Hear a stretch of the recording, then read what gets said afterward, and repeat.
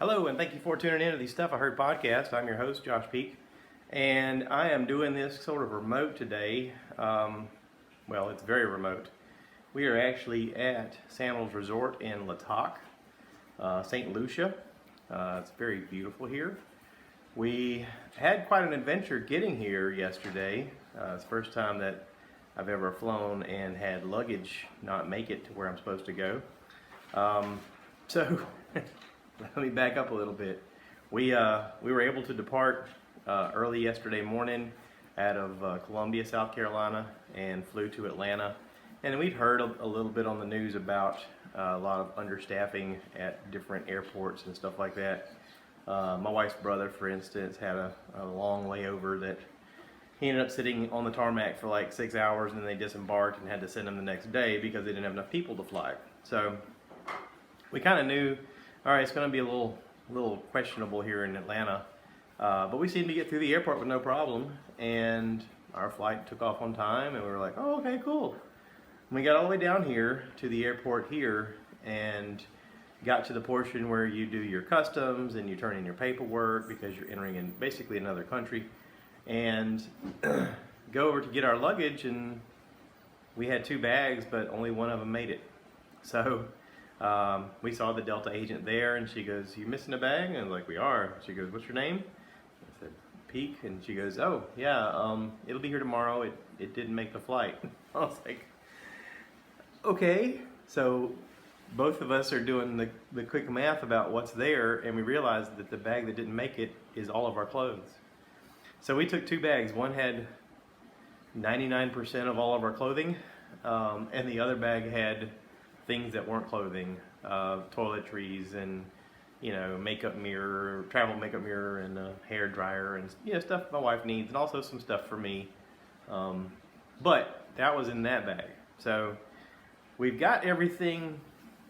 It's like sunscreen and stuff. We've got that stuff, but we don't have clothes. So we were a little bit panicky. We were talking to the people at dinner about, hey, we've been traveling in the clothes we're wearing all day, and I don't know what we're supposed to do. And the lady at Delta said, listen, go buy what you need to make it through. We'll go buy some clothes when you get there, and we'll reimburse you. And I think, I could be wrong, this is Stuff I Heard podcast, so I think what she said was, we'll reimburse you up to $2,500. Now, I don't know if that's true. We're going to wait and see, because we did have to shop at a resort, and it wasn't like shopping at a cheap place. It wasn't like Walmart or even Old Navy. I mean, it was expensive resort style clothes.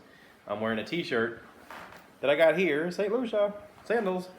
And of course you're gonna pay resort prices. So anyway, we were like, okay, so how do we don't even have anything to dress to get into dinner. We don't have anything to go and get dressed for the beach or the pool or anything. And I told my wife, I said, let's just get into the room, and then we'll talk to the staff there, and get them to take us down to the gift shop. Maybe there's some stuff we could buy at the gift shop. I remember being at Sandals last year in Grenada, and they had a shop that sold clothes. It was nice, Tommy Bahama type stuff, but I was like, we gotta have something, so let's just go see what they have. So anyway, we got to our room. We're in a butler room. We're staying in room 3, which actually looks out at the ocean with our own little private pool. The room here is beautiful, but we got checked into our room, talked to our guy, and I was like, we're hungry, because we got here at like close to 6 o'clock is when we finally got in our room, 6 p.m. So there was a restaurant that is walking distance from us to our right. It's an Italian restaurant that you don't need a reservation for. And we were like, okay, well, let's just walk over there, let's eat. We ended up having a beautiful view of the ocean. We're sort of on a cliffside that drops off pretty quickly, and then we have this beautiful ocean view, and there's like a pool over on the side, and dinner was great. Fantastic meal. glass of wine, nice, relax, chill. We were able to go down to the gift shop, able to do a little bit of shopping, and I got a couple of shirts to kind of make it through and a couple of swimming trunks because I thought, well, I'm gonna need at least 2 pair, and so we bought that. Come to find out, like other things that were in the bag, my flip-flops, my sunglasses. I mean, there's a lot of things that was in the bag. My hat. I got to worry about sun protection because I'm always getting burned on my head, and I use the sunscreen or whatever. But I needed my hat. So anyway, we were both like, okay, so we both need we need a hat, we need flip-flops, we need bathing suits, we needed something to wear to go to dinner. The one thing that gift shops don't sell though is underwear. So that's one of those things we have to figure out how to navigate along the way too. What do? We do have our phones, so we've been texting with friends and family back home, and several friends were like, just wash the underwear in the sink and let it dry, use soap. And I was like, okay, I mean, I guess that's basically laundry the way we used to do it anyway, right? So my wife, God bless her, washed our underwear in the sink last night and hung it up to dry.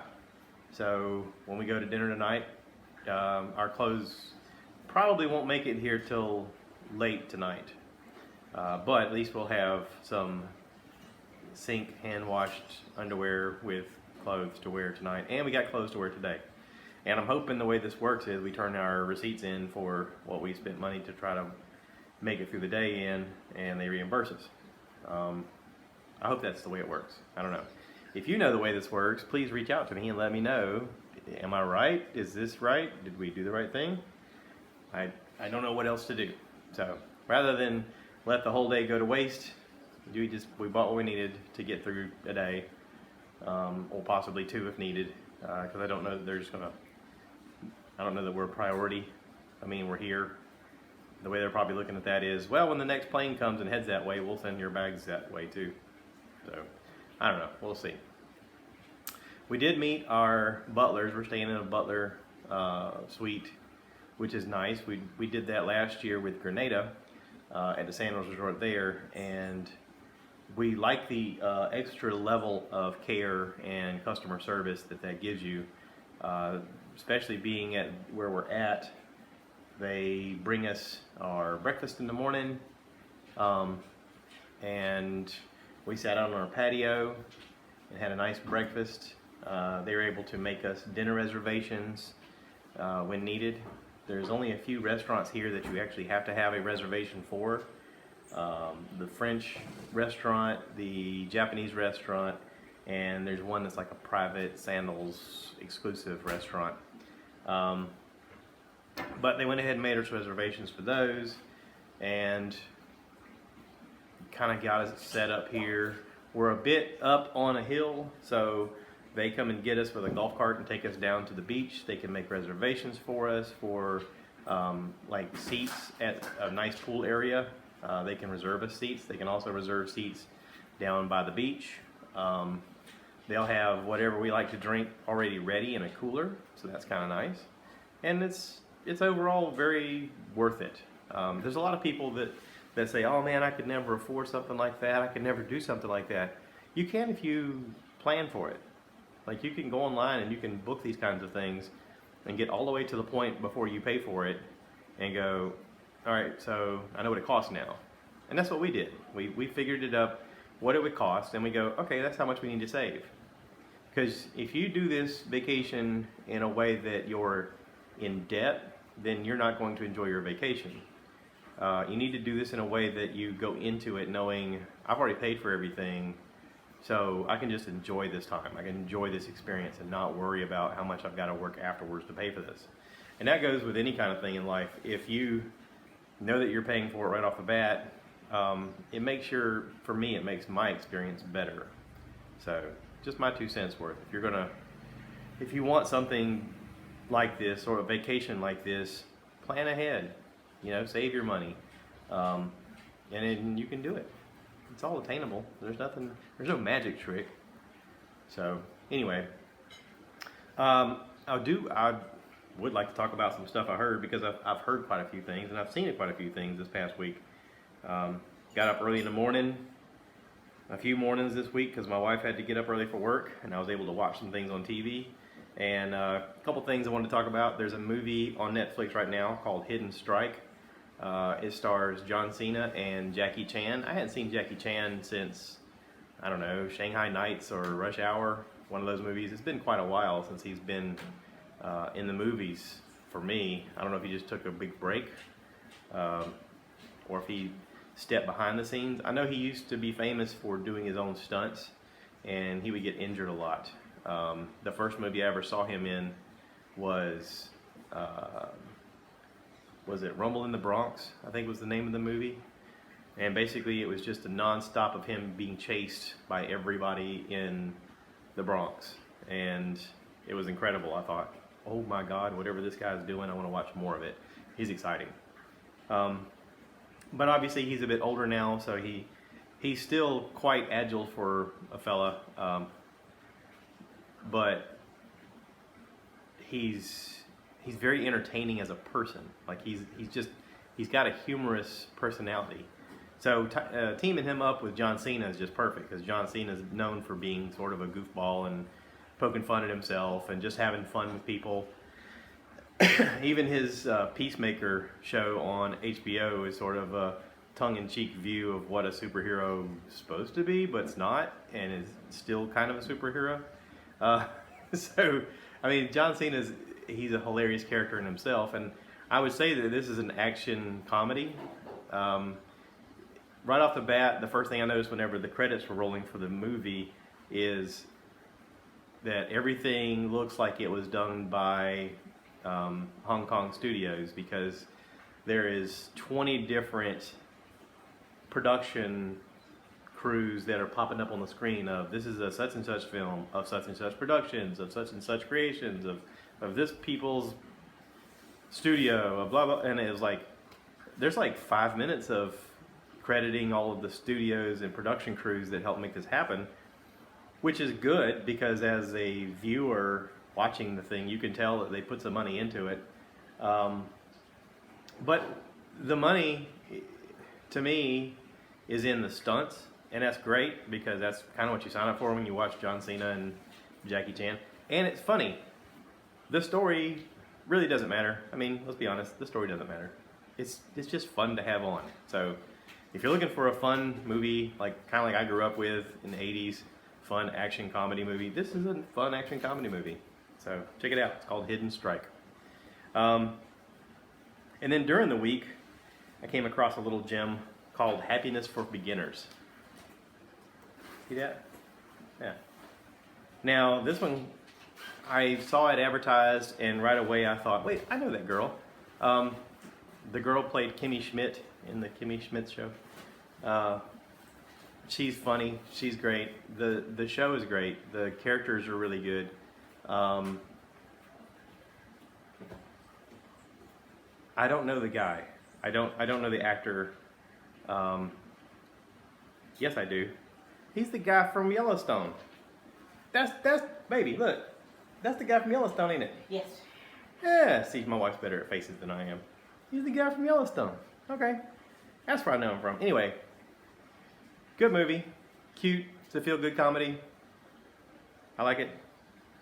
I don't know either one of their names in real life, but I should. I think he's Luke somebody, Luke Grimes or something. Luke Grimes. Yeah. Yeah. Anyway, I Google. You have Google, right? I'm on vacation. I'm not Googling right now, so you guys Google. You can find out who it is. Go check it out. It's worth it. To me, it was better than Hidden Strike. So just for what that's worth. It's a different kind of movie, but it's good. It's good. So anyway,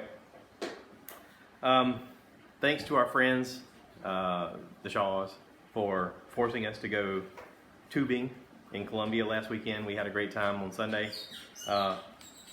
We had a great time tubing down the Saluda River in Columbia, South Carolina. Very nice. If you have the opportunity to do that, I highly recommend it. A lot of fun. And then during the later part of the week, I watched this. They Cloned Tyrone. It's on Netflix. I saw that it starred Jamie Foxx, and right away I was like, okay. But the previews looked interesting. The previews were had a science fiction element to it, but also like a 1970s film noir version of what Harlem is. But it morphed halfway through the show to being a science fiction-y kind of thing. It's called They Cloned Tyrone for a reason. Hang on, I'm actually Googling it. I said I wasn't going to do it. John Boyega.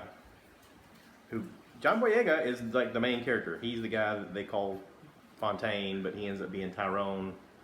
It's a big thing. He played Finn in Star Wars. He's the main character. He got beefed up for this role. He is huge in this role. Jamie Foxx is great. Tanyea Paris. I can't pronounce her name. Paris is her last name. She's great. Fun cast, fun show. Did not expect to see Kiefer Sutherland in this. He's almost unrecognizable because he's so in character with this character that he's playing. David Allen Greer, lots of good actors. Okay, so the one thing I want to talk about this one is I'm amazed at the level of acting by everybody, every single person in this. The idea basically is that the government's trying to control black people. That's the whole idea. They're trying to somehow assimilate them into society so that everybody's like everybody else. Sort of a Starbucks idea of how to control people the way you want to control them. And the science fiction-y element of it is how they do all of that and also their plan, but weirdly emulates real life. I mean, to the point that they're putting the chemicals in the purple drink and in the fried chicken and in the music. They're doing subliminal messages in the music, and it's a lot of control of how do you control people. And a lot of that's real with real life. I mean, all jokes aside, they did a good job of making a spoof comedy out of kind of a real situation in life. Here's the part that got me thinking.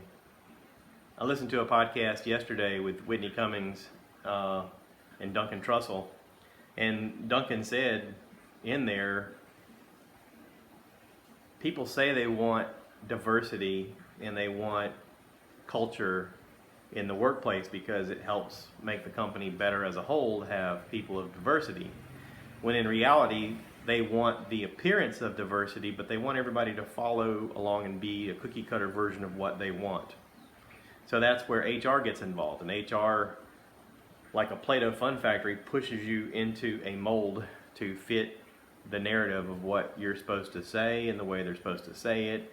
And that's why they have you go to classes and meetings, and they have you repeat the thing they say over and over again to have that speech of basically being Starbucks. We like the appearance of having diversity, but also be exactly like we want you to be. And the reality is that's true. And I mean, listen, if you feel like I'm wrong, if you feel like I'm out of line here, I get it. That's fine. That's fine. You're welcome to your opinion. I'm just saying that's what I've learned. I'm almost 50. That's kind of how society has turned. So, anyway, They Cloned Tyrone. It's interesting. Very interesting. Okay, so, last little note. The Super Mario movie, Super Mario Brothers. Saw this on the plane. Really good animation. Really good voice acting. Funny characters. It was worth watching on a plane. No, listen, No slight to Chris Pratt or Jack Black or anybody involved with it. It is a Nintendo Super Mario Brothers movie. I liked watching it on a plane. I'm actually kind of glad I didn't pay money to go see it at the theater. It's not going to win any awards for, you know, being a thought piece or making you feel a certain way about anything. It's just, it is what it is. It's a kid's movie. It's a good kid's movie.